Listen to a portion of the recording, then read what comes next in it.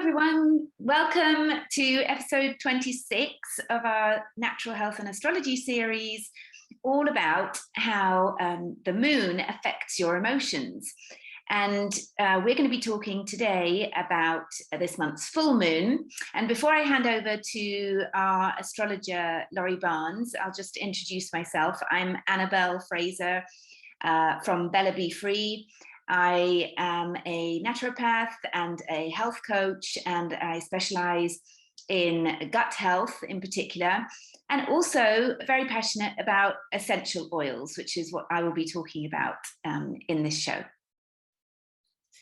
Hello, everyone. This is Laurie Barnes from Laurie Barnes Astrology, and I am an astrologer and a psychotherapist. And I focus on, in my practice, we focus on goal setting and achieving what you want in life. And my motto is to help you go from functioning to flourishing. So today we're going to talk about the full moon in Leo. It is quite a passionate sign. And so today's theme is put your passion into action. And I'm really excited about this full moon, because it's kind of like we're coming out of the cloud or the shadow of these retrogrades that we've been talking about kind of endlessly for the last 2 or 3 months. And it's kind of an important or pivotal point in time, you could say, because we are out of the retrogrades and we're coming out of that kind of lingering. As you come out of something, you kind of fade away from something. We're faded away from the retrogrades now. And then we go into this fiery full moon. So it's kind of like action, like moving forward. And we do have a Leo full moon every year. It's just that this particular full moon is coming on the tail end of the retrograde periods. So it's like this thrust forward. And the other thing that makes this quite unique and interesting is there's quite a lot of activity in Saturn signs. So Saturn is a planet, and Saturn signs are Aquarius and Capricorn. The sun is in Aquarius, and you can't have a full moon without the sun and the moon being opposite of each other. So you have 6 pairs of signs, and the full moon is always going to be one of those pairs. So this particular pair is the sun in Aquarius and the moon in Leo. And that's how we get the Leo full moon. Well, since there's many different planets in Saturn signs, Capricorn and Aquarius, it brings this seriousness to this fiery and passionate full moon. So it's like you have creative action, and also the ability to actually really do those things. It's not so fluffy as sometimes, you can have all this passion and maybe not have your feet on the ground to do something with that passion, if that makes sense. Yeah. And so this full moon, there really is a lot of groundedness to it. And you wouldn't really talk about being grounded when you're talking about a fire sign. And Leo is a fire sign. I'm wearing my color red for Leo this month. And so I love it with the whole goal setting idea, which is another thing I talk about regularly. And it is a big part of my practice. And we are at the second month of the new year. So a lot of us did our annual goals, and some of us did our vision boarding.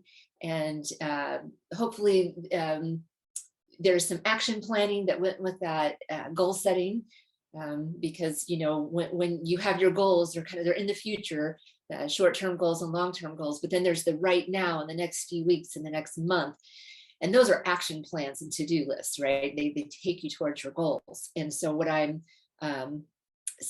saying is putting your passion into action, because your goals are things that you're passionate about, right? They are things that you want to achieve in life. It's where you're going towards, and hopefully you've made your goals to be about your passions. If not, that's a different subject, not the scope of this this video, but talk to me about that, because it's definitely important that your goals include your passions, right? Something that really makes. But I think for some people, it's a challenge even to identify what their passions are. You know, some people don't know that yet. So Exactly. that's also useful to reflect on, no? And I try and identify before you go down the goals route also. Very good point. Very good point. That's what I do. Yeah. That's what I help people You help people get that clarification, don't you? I do. That's why I talk about it a lot. And why I'm excited about this full moon, as I was saying before, because it's like, this is a time to put those passions into action. And we are fresh off putting our annual goals into order. And, for a while, we may have been feeling pulled backwards, or having to reflect backwards, or taking care of things from the past, or things from the past just kind of coming up that needed our attention, that had to be taken care of before we can move forward. Like that was what the last few months was all about. And now it's time to move forward. And now we have this lovely, fiery full moon saying, yeah, let's get things going into action. Let's get her done, is a saying that you maybe it's more of a United States thing, especially in the South, because some slang there. But it is a nice motto for this full moon. Yeah, definitely. Yeah. What else do I want to say about that? That might be it. Just that we have this extra groundedness, which is really nice. It's really nice to have it, for it not to be kind of like at the dreaming level in terms of, this is what I want and that would be really nice, but actually doing something practical. That energy, I really like the sound of that. Yeah, it's kind of a mixture of having the vision and then also having the execution together. Because sometimes you have the vision, but not an idea of how to execute. And sometimes you're ready to do it, but you don't really know what you want to do. And this is kind of mixing those things together. Yeah. So what essential oils can help us in this process? Well, on the theme of passion, this was a very easy one because there is a blend already made by doTERRA, which is the company that I fully support in the fact that they produce very safe, very, very pure essential oils. And they do a lot of these blends, particularly regarding emotions. And this passion blend is very, very unique. It's quite kind of wintry, Christmassy, kind of cozy kind of feel to it, because it's got cardamom, cinnamon, ginger, clove, sandalwood, jasmine, vanilla, all of these mixed in. It's a wonderful oil to apply topically, particularly this version. This is like a roll-on version, but you can also get the little bottle of the undiluted oil, because these are pre-diluted, so you can just apply them straight to your skin, just like over your wrists, like you would maybe with a perfume, behind your ears, and also on your stomach. For this oil is a really good, because that's where the fire is, right? So you're trying to kind of encourage that passion to kind of express itself through your words and through your actions and into the outside world. And as it says on the tin, let's say, it really encourages us to use our creativity, our imagination, just rediscover and fulfill our true passions, just helping us be a bit more playful, a bit more spontaneous, and breaking free from those limitations that we often place upon ourselves, just really kind of helping us express ourselves, our true selves, and really, really kind of getting that passion going. And as you say, in a practical way, which is excellent. I love that, what you were saying, Laurie, about that. And I think this oil will really help people in those efforts to, really just get that creativity out there. That's awesome. I was, as you were talking, I was thinking, boy, that's, we probably do this every video where what we talk about really syncs up with the chakras, the 7 chakras, or the 7 main chakras. I think there's more than that, but those are the main ones. Yeah. And you were talking about the stomach, and the stomach is the the will, and the sun has a lot to do with that. And Leo is actually the sun sign. All of the signs have a planetary, we call it a ruler in astrology. It's this affiliation. And so Leo is really a sun sign. So we're very much talking about the stomach and that chakra, the color yellow, and and the stomach is where we feel so many emotions, right? And that's even in my work, with gut health, we work a lot on that gut brain axis, and how our brain affects the health and the well-being of our gut, and vice versa. If you have gut issues, it can really affect your mental well-being. So it's a really, really important place for us to take care of and nurture. And even just this morning, I was doing some deep breathing into your stomach. It's so great, isn't it? Just to kind of release tension, release stress, and really just, it helps you feel more open, I think, which is something where we want to be, right? Particularly when we're trying to be right. This full moon is very much about our creativity and our self-expression, and letting that out, letting our passions out. It's about self-love too. Leo is definitely a sign of generosity. It's the sign of the king, and the benevolent king. And it's about giving. And I like to remind people that the most important relationship that we have is the one that we have with ourselves, and how we love ourselves. And it very much impacts how we can then love others and be generous with others and give love to others. So that's a good theme also to remember as we go through this full moon, is to have some self-love in there. That's definitely on my list of ideas for the full moon. And I had a quote, and you said it so well. Actually, I have two quotes.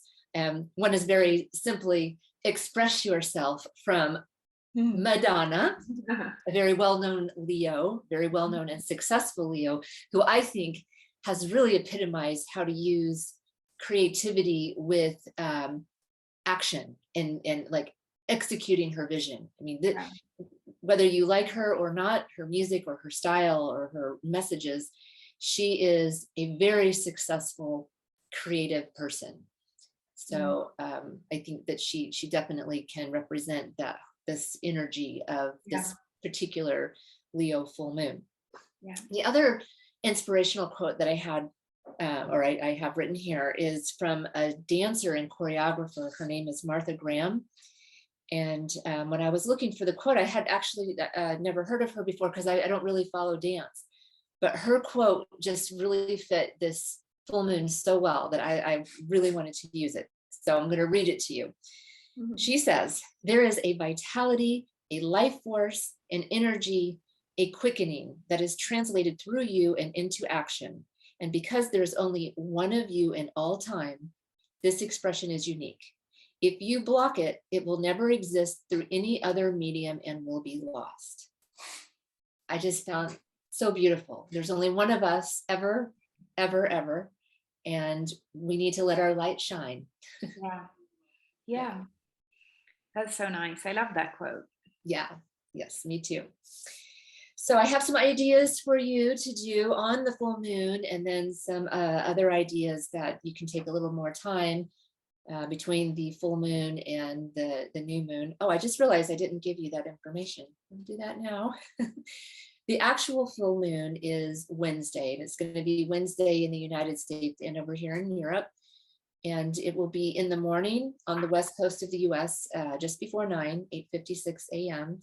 And then in the East Coast US, just before noon. And then here in Italy, it'll be just before 6 p.m. on Wednesday evening, so 5:56 p.m. And so if you want to kind of sync up your activities with the full moon phase, those are the dates, or the date and times. Okay. And remind us again, when is a good time to to put into practice some of these things that you're going to suggest now? Okay, so for the new moons that we talk about, I always make it a point to say you want to do it in the new moon phase, after the new moon. Yeah, because there's it's a kind of a bigger difference between the end of a cycle and the beginning. Mm-hmm. With the full moon cycle, which is the one we're in now, it's like coming to a peak. It's the middle part of the phase. Yeah. And so that growing moon, and after it's full, is the brightest time. It's when you are able to collect the most amount of energy of the full moon. So it's not as important if you do it a little bit before the full moon is exact or after. Yeah. And this particular full moon is later in degrees. So when it's actually full, it's going to be at the end of Leo. So I would recommend that you do your activities on the full moon on Wednesday. But you could start now. Like if you hear this video and you're raring to go, you don't have to wait, like I would be saying if it was a new moon, because we're talking about kind of going over the peak of the mountain, if that makes sense. Yeah. And it's not the end of the cycle, it's the very middle. So you're in the middle, whether you're just before, at the exact peak, or just after. And so you could start as soon as you hear this video, and you can go, then you have probably through Wednesday night, but I would say by Thursday, it's going to move. The actual moon is going to move out of Leo, but the phase, which is associated with Leo, is going to be kind of like that 2 weeks leading to the next new moon. So I would say do these things on Tuesday or Wednesday or Thursday. And that is, if you do have your annual goals written, look at them and write up an action plan if you haven't done that already. So the difference is goals are like where you want to go, and action plans and to-do lists are what are you going to do right now that's a step towards moving in that direction. Okay. So if you haven't broken your goals down into action, like action lists or to-do lists, that would be something to do on Tuesday, Wednesday, Thursday, and like actually put things in your calendar.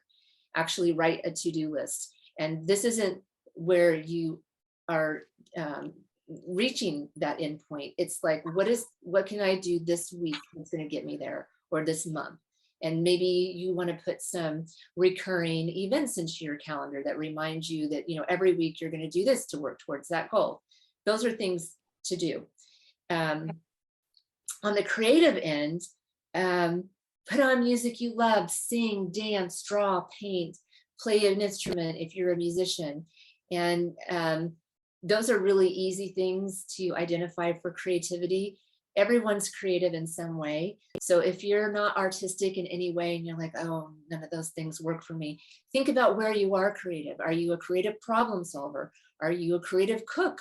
Do you like to create new ways of cooking things together? That's creative. Do you do really good PowerPoint presentations? Do you vision board? Like wherever you find creativity, do something creative for the full moon, and then do something for inner love or self-love. Do something that you absolutely enjoy. It can be as simple as sitting outside and having a cup of coffee. Yeah. Or maybe it's too cold outside, depending on where you are. Sit by the fireplace, take a bubble bath, listen to your favorite music and just listen. Like, don't make it background music, but actually make that the thing that you're doing. If you have a favorite artist and you haven't listened to that artist in a long time, take 30 minutes, take an hour, put on the music, find the most peaceful place in your house and just enjoy the music. These are great things to do on the full moon. Now for the phase, for the whole 2-week phase leading to next new moon, it is Valentine's week and that already passed, but not everyone could potentially do something on Monday. So you definitely could use this passionate and creative time to do something with your partner, if you have a partner. And Play. So I didn't say this earlier, but Leo is also the sign of the of playfulness, of children. So if you have children, especially young children, play with them. And if you don't have children, get your inner child out. Think about when you were a kid and the things that you enjoyed doing, and try to kind of like connect with that, and let your inner child come out and play.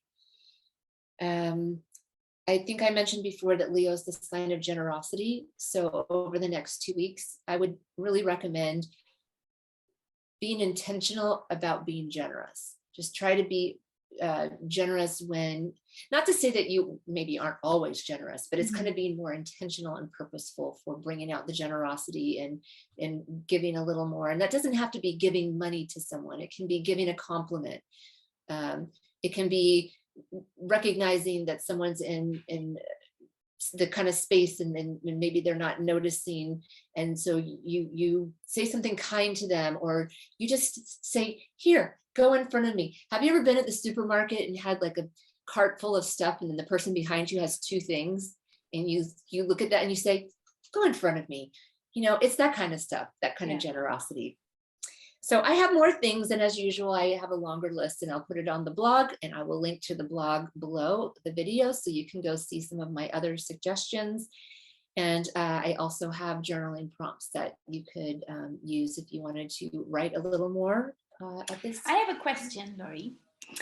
Can I just, I was wondering, when we do, because I think some people will be curious about this. So when we listen to your suggestions and your advice about the activities that we can do that align with the energy of either the full moon or the new moon, what is the benefit that people are getting from doing those activities? So, like, take the example of being generous now in your words or in your actions or whatever it may be. It's aligning with that energy, but why would people do that? Like, just so that people understand, those that are listening, what will they be experiencing? What benefits will they be getting from aligning their actions with the energy of the moon? Yeah, I think that there's a few different things that people get out of it. One is it hopefully makes you feel good.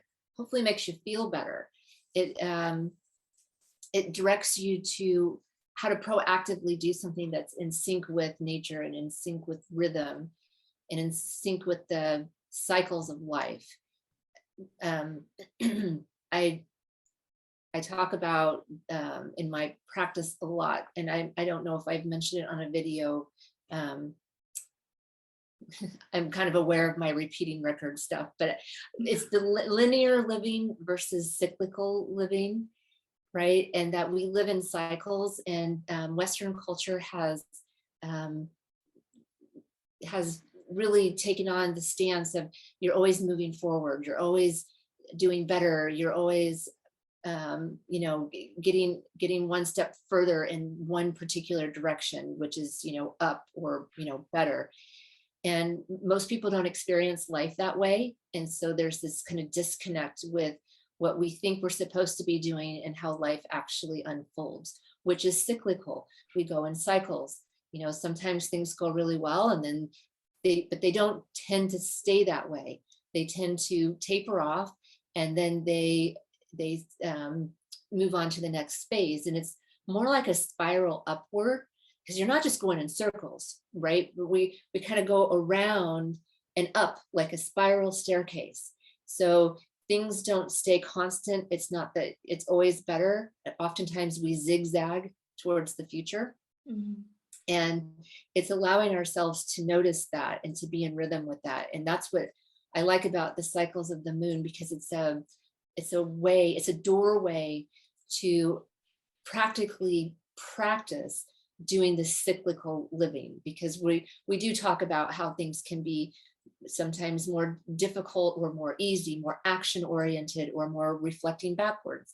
Like for a while we talked a lot about slowing down and looking backwards before moving forwards. Where if we talk about linear, it's always about forward, forward, forward, forward, and it doesn't ask us to stop. Now, I know that doesn't exactly answer your question. No, it does. No, so it's kind of, so it's, in a way, it's like giving people a sense of peace, because you're taking the pressure off that kind of, the expectation that there is nowadays, that you were describing as linear, you know, that it's kind of, you know, I need to get better and better and better and better, you know, and just always move forwards. Whereas what you're describing is a more kind of calmer, peaceful way of living, and also